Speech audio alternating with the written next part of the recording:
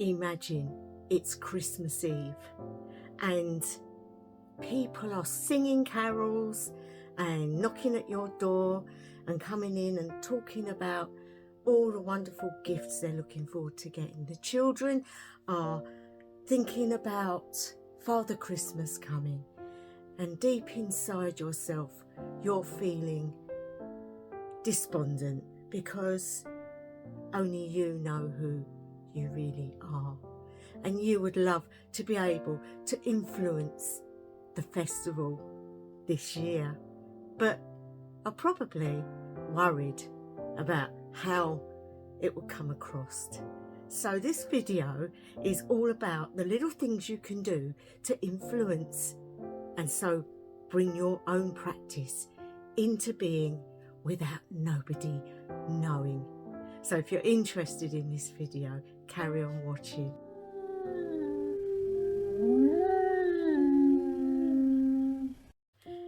It's Christmas Eve, and in your heart you really wanted to have celebrated winter solstice. You have your families around you and they're all excited. You have people knocking at the door, singing carols, and you think to yourself, why can't I just be real? But you know what, guys, it doesn't matter. You want to stay in secret, you want to stay within, and that's fine. So you're in the broom cupboard, guys, but it doesn't matter. I'm going to sing that around my neck. It doesn't matter. That's where you want to be at this precise time, and who can blame you? But with that brings problems when it comes to major celebrations like Christmas time. We want to celebrate winter solstice, whereas they want to celebrate Christmas. So there are things you can do that they will have no idea what you've done, but it will make you feel like you have done your little bit of celebrating. So what would I do? Now, even though I live in a family that know who I am, know what I am, I don't pressure my belief systems on them at their Christmas. And the reason for that is because they're set in their ways and they don't want to do the things that I do because they don't believe in them. And so I understand that. I have my places around the house. I can do my own thing, and so I'm okay. That is all I expect. When it comes to not having that, you have to try and do things unseen and unknown. You can do it. Believe me, it's not that hard. There are many things you can do, from preparing foods to decorations to going out in your garden and doing things out there without them knowing. When people are merry on drink and food, they're not going to see you going out there. You can take the trash out with you or the rubbish out with you as if you're getting rid of it, and do things out there. So there are ways around it, guys. The first things that normally happen is the celebrating of decorations. People normally get together and do this, but you don't have to do it with other people, but you can do it at a time of the day when they're not around. Or if they've done it already, you can add your little bits to that beautiful pine tree. Now, what do you mean, you say? Well, you can make things to go in there. You can make little spell balls, and they're great because no one knows that there are spells in them. People just think you've been really clever and made some ornaments. The other thing you can do is make little people hangers, like with their names on. And again, you've put spells on, you've put well wishes on. The candles, you could make yourself and add ingredients into them. Or buy shop ones and just coat them in herbs and spices. And people are going to say, hey, that's different. Where did you get them? And you say, oh, I don't know. I got them at such and such a shop, I think. They don't know that you spent time putting your thoughts and your energy into these candles, so that when they were burning on the table where you're having your meal, all that energy is coming out into people without them even knowing. Healing spells can be done in your foods. So say, for example, you're making mince pies. In England we make mince pies, but that's just an example. If there's breads, you can make the breads and you can put healing herbs into that bread. You can do the kneading and keep putting that energy in. You've got it in there, and then when people partake of it, they're partaking of what you've done. So these things can really help you. Now, the other thing is, a lot of people that are still in the broom cupboard don't have their own tools of the trade. But that's okay. You can use wooden round board, which you might use for cutting things on, or placemats that have been made out of wood or leather. Anything you can write on, but write underneath. So you can keep one especially for yourself and put symbols on, like runes or Theban script, or just little verses, or the pentagram, anything. And they won't know. That will be under your plate. And that again is another way you can do stuff. So if you can't say a blessing to the gods for your food, you can have it underneath a placemat and no one knows. I think it's a terrific idea, personally.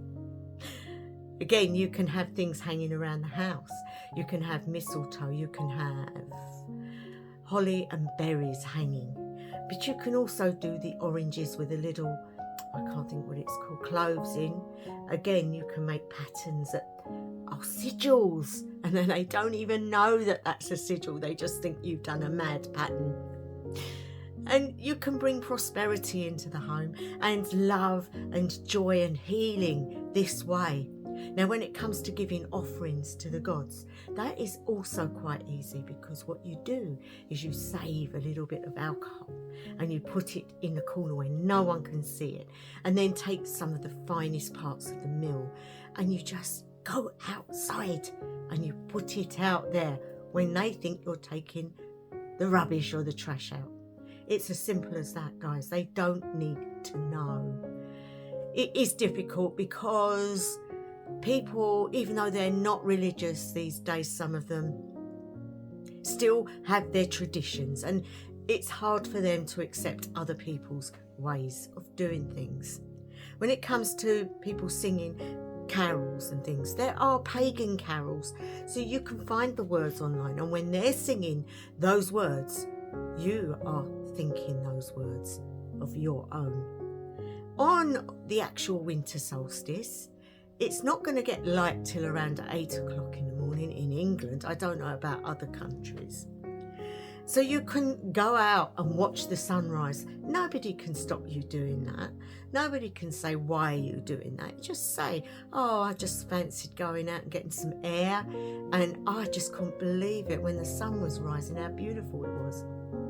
Simple. No one needs to know. And of course, you might have your special place in your home where you can disappear for a few minutes to meditate or to just be with the gods.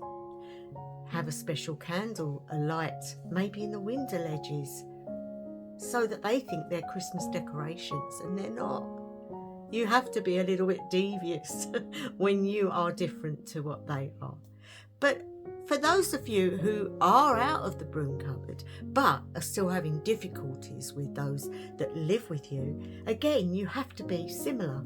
They might know you've got your spots in the house, like your altar and that sort of thing, but they still want you to be with them to celebrate what they're doing.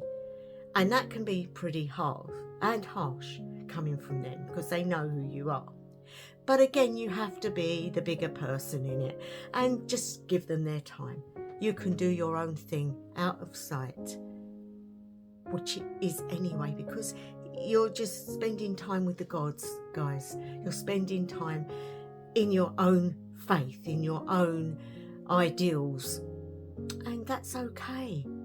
The Yule log is another thing when it comes to the meals. You can have candles in there for each person that's going to be with you that day, and each one of those candles will represent different colours or different meanings, different scents. You can Go wild with that. Bringing in evergreens as well as that Christmas tree. You can poke little messages within the stems which people can't see, and they will be blessings for your family, for you, for all. And again, it's done out of sight, and it is so easy to do. Do not feel bad if you are brought into all the celebrations at Christmas, because at the end of the day, we're all doing something similar this time of the year. So just be the bigger person and join in. Be festive as much as you can, but just in a different way. Let them do all the bits they want to do. That's their choice. With you, it's your choice too. But that's all you have to do, guys. Use your own kitchen equipment, like your knives and things. You can use them. You don't have to have special knives. You don't have to have special thamies. It's nice to have them, of course, but the witches of old never had that. They used their kitchen equipment because their lives was in danger, and nowadays we have that freedom. But of course, in families, if they've got a very strict religion, that they would literally not want you in the home if they found out what you was, that can be very, very difficult. And if you are unfortunate and have these in your family, well, you do have to be a little bit more careful. But one day you might get the strength, guys, and I hope you do, to come out of that broom cupboard. But for the time being, you stay where you want to be. And this is just to give you some tips and ideas for this time of the year, because nobody tells you how to get through this. And it can be a big thing to some people. So thank you to my new subscribers. Thank you to those that are always with me. I really do appreciate it. I just want to wish you all an amazing celebration with much joy and love, prosperity and health, and joy of the coming new season and what's to come. So wherever you are, whatever time of day, night or evening it may be, I wish you the best ever House of Elaine.